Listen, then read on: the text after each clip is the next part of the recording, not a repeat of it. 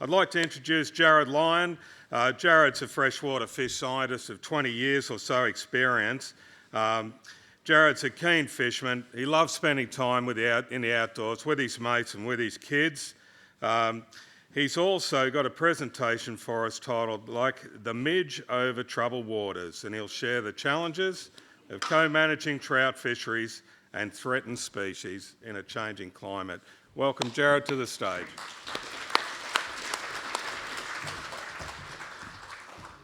Thanks, Gus. I feel like this should perhaps be like a shag over troubled waters, but anyway, I'll move on. Is it the green one? The big green one? Yeah, so this is what I'm here to talk about. I've managed or worked in the space of fish and fisheries and conservation management for nearly 25 years. So this talk, I'm going to give a little bit of background about me. I think I know quite a few of you here today, but some of you might not know about me.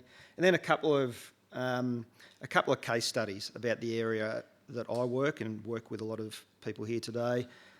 One of those is about climate change. We've heard a little bit about that already, but revisit some of the work that was done over the past decade or so, both at places like the Arthur Rylah Institute and also at Melbourne Uni with John Morangello. And then talk a little bit about endangered species and the interactions of managing endangered species, native endangered species, for managing trout fisheries. So a bit about me. I grew up in the Kewal Valley. This is a picture of Mount Beauty. I know Peter Panozzo's here today. I actually went to uni with Peter's son, and Peter's son Adam took me fishing in these areas as I was growing up. I grew up at a place called Kaganya, which is further down the river. And when I grew up at Kaganya and even Tangambalanga, what we went fishing for was trout. That's a long way down the Kewal Valley. There probably hasn't been a trout down there for 20 years. So obviously, spent a lot of time in these upland areas, and that's I still love going into the high country. That's sort of much prefer it to the lowland areas, spending time. This is the East Kewar, I think, but just beautiful landscapes, and still spend a lot of time camping up in those areas. Love fishing, always have, all sorts of fishing, whether it's native fisheries, trout fishing, offshore fishing, flathead, whatever it is, just about spending time in the outdoors. These are my kids. That's on the left there, my son Max. He caught that trout up on the top of the Buffalo River, I think, as part of one of the Ovens River Challenges, and got the largest trout for a junior, so he was wrapped with that. And my daughter, she's catching, she caught her first fish at Lake Guy. I was up there camping, staying in the huts up at Lake Guy when she was about 1.5. She's now 14 and doesn't look at me like that anymore. There's more of a scowl or a roll of the eyes of contempt, whatever it might be. She'll come back. Hopefully. And so I grew up in the country, and then went and did a conservation course at uni, and then started work in government, over 20 years ago. And I stepped into quite a space where there was a lot of conflict, and I didn't understand it, to tell you the truth. We had the trout anglers on one side saying that everyone in government and all these greenies want to get rid of trout and move them on. We had the sort of green lobby, I guess, saying exactly that. We do want to get rid of them. But in the middle of all that, was the areas where I saw the truth, where, in a lot of these landscapes, trout are here to stay, and even if there was a need or a want to get rid of them, and there's not from government, there's nothing you can do. They are there now. They're an important part of the landscape. They're huge for the regional economies. They're forever. So we manage threatened species around that, and that's the way government approaches it. So there's sort of no thin end of the wedge, or no conspiracy theories out there. And so I guess over the last 20 years, what we've done is we've acknowledged that those issues exist, and then we've started to focus on partnerships and the common ground, because as you all would know, there's much more common ground than uncommon ground in these areas. And, I think we've heard a little bit about those partnerships already around restoring rivers, around recovering threatened species. They're things everyone can get behind. So the first case study I wanted to talk that Terry has asked me to talk about today is just a bit of a recap about climate change and the context for climate change in Australia and how it impacts fisheries. So for trout, these are the big ones. This is a bit of an infographic, but we're going to have hotter and drier conditions and more bushfires, and everyone's seen that. We're going to have more heat waves. We've probably been lucky with that in the past couple of years, but they're coming. And we're going to have more droughts. So what do those things look like? This is what we see after bushfires. Many of you might have seen this. This is a video of, I think, the Narrial Valley, probably those same fires that Phil was talking about. Obviously, this sort of thing, we're going to see more of it, unfortunately. Whether you're a native fish or a trout, that's not good.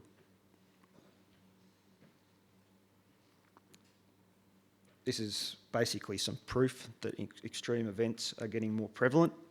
I think Phil's already mentioned it. We've had, and Taylor also, we've had a pretty good last 2 or 3 years, but we are getting a really hotter and drier climate, and more large storms as well that are extreme events. So the data is matching up with what we might expect.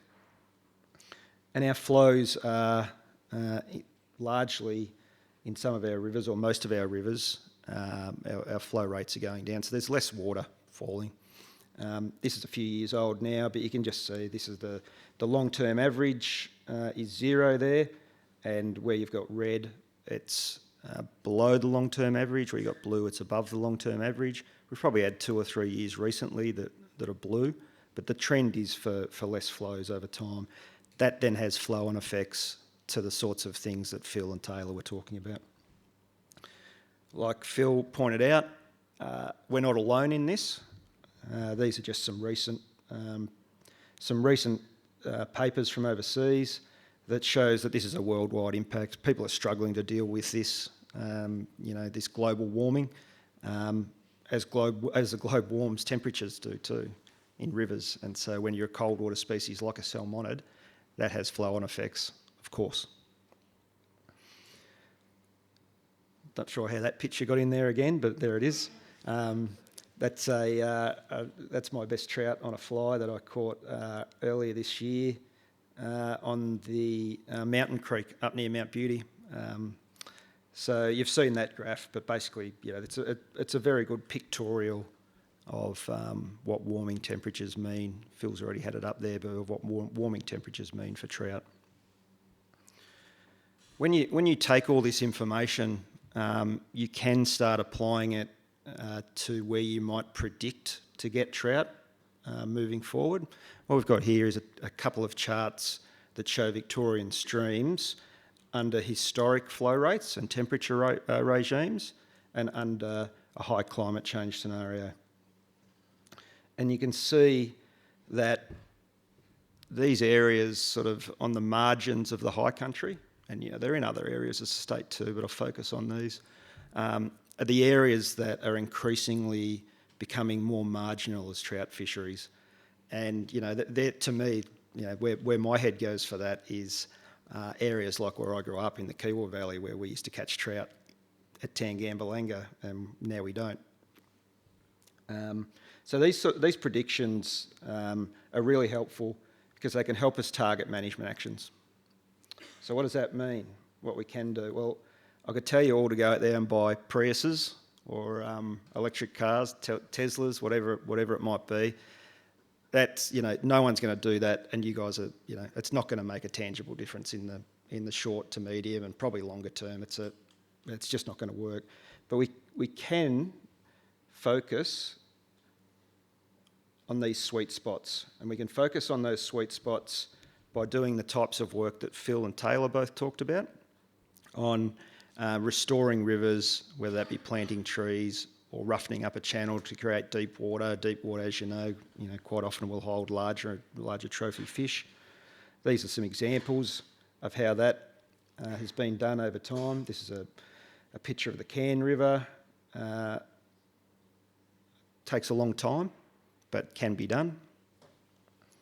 And these are some pictures. I won't dwell on these. I think they've been covered a bit already. But creating that complexity in a channel instead of as Phil so eloquently put it, a flooded gravel road really does help. And the more of that you can do over time in these sort of sweet spot areas, which are as you move out of the forested areas and into the farmland areas, has been shown time and time again to be really important in creating resilience in a trout fishery. And I think Phil touched on this as well, but it's really important for native fish. And so native fish and other native animals, whether it be crayfish or mussels, whatever it might be, that's really important as well. So case study 2, I'm going to talk a little bit about threatened species management. And as I was putting this presentation together, I was kind of thinking a bit about why trout anglers would be interested in the recovery of threatened species. Obviously, I know that because I've worked with a lot of you for a long time, but we have come from a very different spaces. But obviously, most anglers and most trout anglers, indeed, are conservationists at heart. You know, we've heard a few times about the love that you guys have of being out in the bush, being in nature, catching a fish. The catching a fish often is secondary. It's being out in the bush and being able to spend time in the bush, get a bit of quiet from the busy lives that everyone's got. That's really important. So trout anglers are conservationists, and I think, that's under-recognised, but it's something you should celebrate. And you should celebrate and build on that, because supporting sort of conservation initiatives, and whether it be habitat restoration or supporting threatened species, builds our collective social licence as anglers, and that's important for a range of things. Because Taylor mentioned this as well. There are people out there who don't necessarily like trout angling, so it's important that we show that trout anglers aren't operating in a little bubble and not considering the rest of the environment. I want to give you a bit of an understanding of what I come up against as someone who's been in native fish conservation for a long time. So this is a bit of a conceptual diagram of native fish through a landscape. So, a couple of 100 years ago, what we had is fish spread throughout the landscape, well connected, both up and down a river and out onto the floodplain. Lots of different species.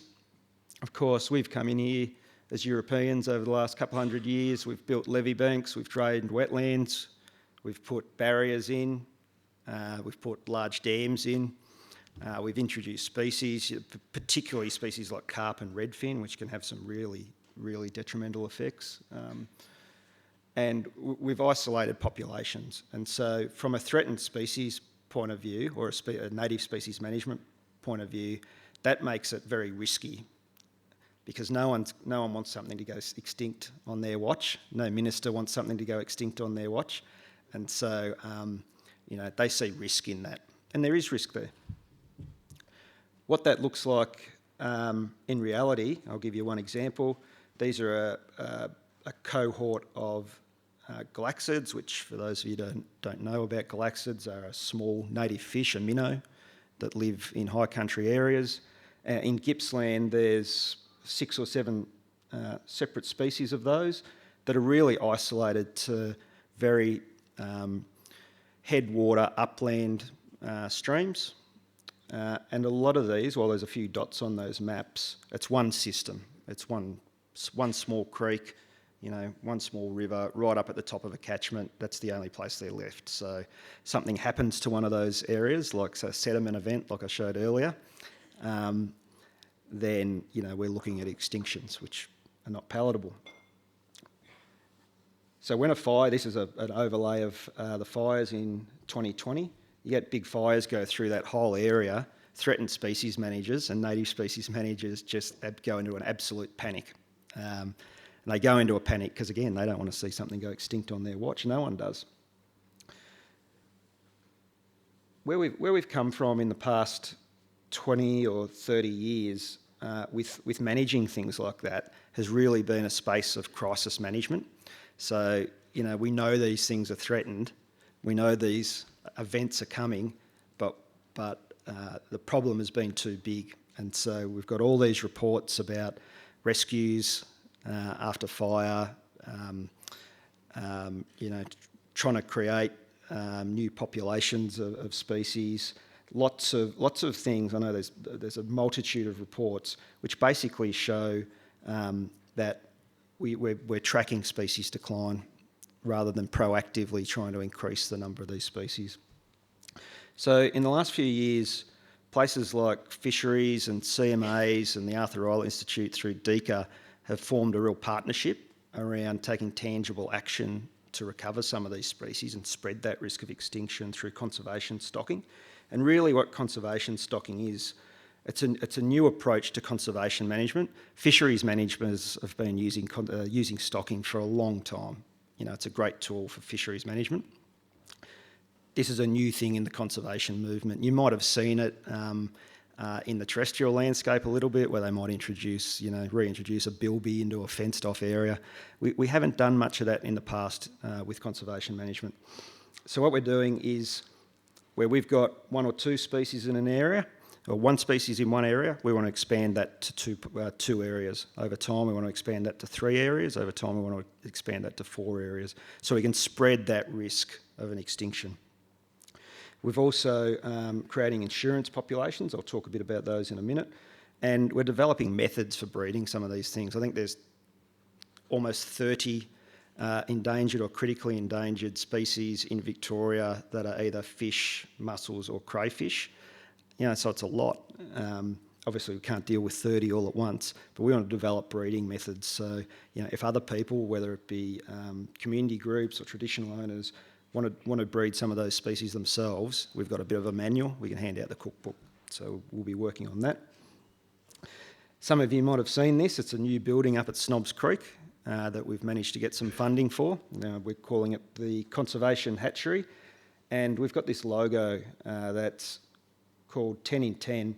And really it's about saving 10 aquatic animals from extinction in 10 years. So this is work that's very tangible and spreading that risk of extinction. So I'll give an example here. This is one of the species, the Morocco glaxid. You can see on that map, I'm not sure if I've got a pointer here, there's one tiny little population of this species left. It's in one small stream, one population. We want to be in 2033 to 3 populations. We want to find other areas where we can put them. We want to breed them, and we want to establish new populations. In 2043, we might want to be at 6. In 2053, we might want to be at 12. So we've got a lot of species that we want to do this for, and it's a real partnership approach. So groups like the Australian Trout Foundation fully on board. There's native fish people fully on board. Lots of different groups, traditional owner groups, government groups coming together to make this happen. So it's really exciting. And trout anglers were right behind this from the start. It's sort of built on the work that Terry and others have done, and that's fantastic. This is what it looks like inside. So it's quite exciting to have a facility like this.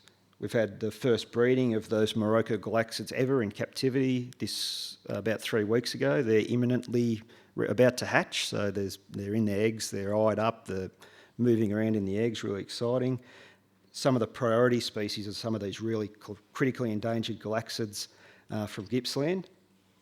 But then there's other species. These are the sorts of habitats these species live in.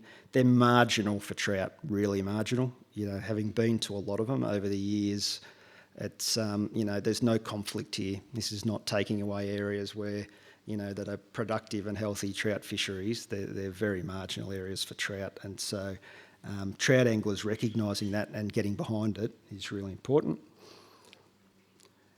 There's a range of other species. There's an endangered mussel that lives down in the southwest. It's up at the hatchery at the moment. It's got a really fascinating life history. So it's a parasitic mussel.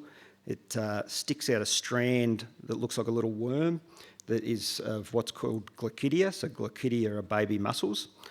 It will wave that strand around in the water like this.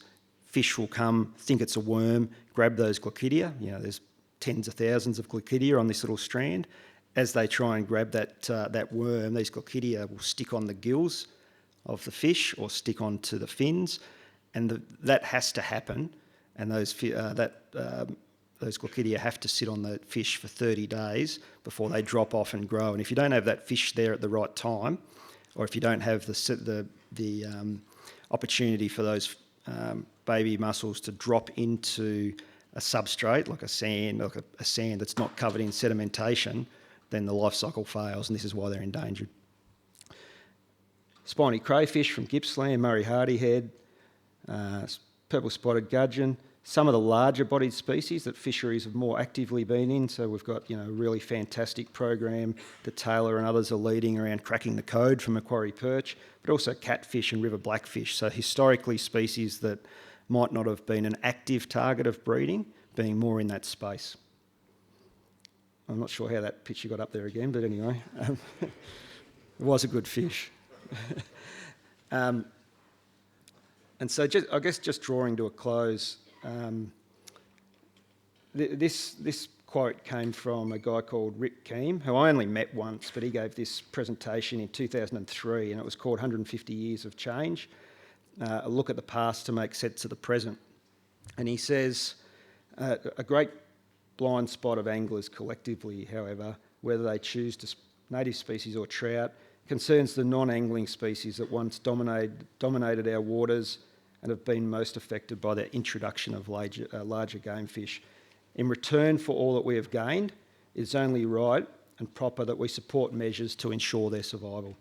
If we claim to be serious conservationists, we can't just limit our concerns to those species we want to catch. And I thought they were quite poignant words and, probably a bit ahead of their time. I think groups like the Trout Foundation and a lot of you here today have made excellent steps in that direction, and long may it continue, because, government is not an island in this space. Partnerships, both for climate change resistance and resilience and recovering native species, are going to be important. I mean, there's sort of 10 government staff here today, and look at all you guys. So, we need to be doing this sort of stuff in partnership. And we'd love to talk to you about it. So my key messages, and I think this reiterates some of the earlier speakers' messages as well. Our climate is changing.